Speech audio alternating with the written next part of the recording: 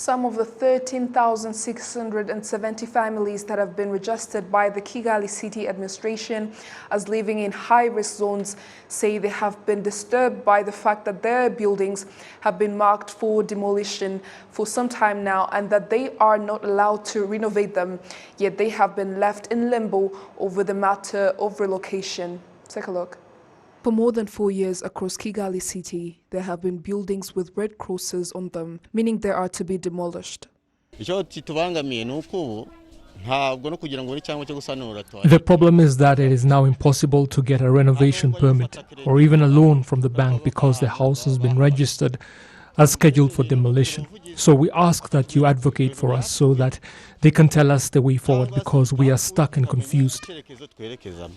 Emmanuel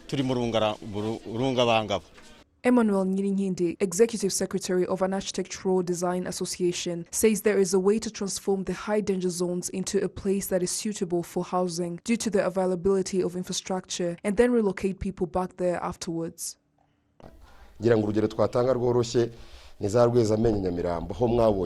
I can give an example of Rwanda in Nyamirambo. It has been proved possible that the infrastructure can be established in such places successfully.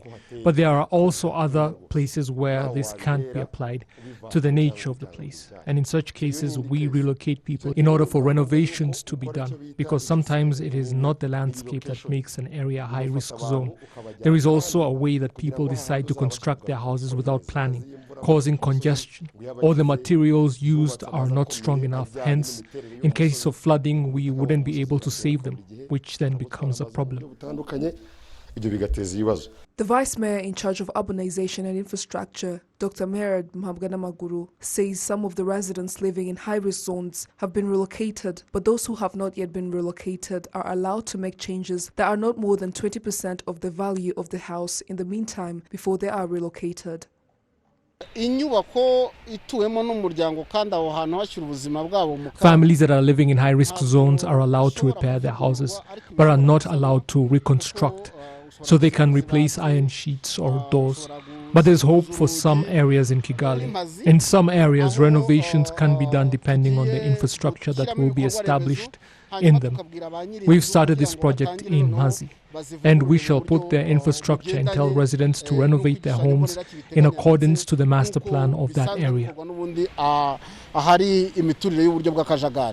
According to Kigali City administration, 13,670 households that are located in high-risk zones have been registered in the past 4 years, but many are still vulnerable and are still waiting for relocation, while others have been supported depending on their capabilities. Rwanda currently has urbanization rate of 18.4%, the goal being to hit 35% by 2035.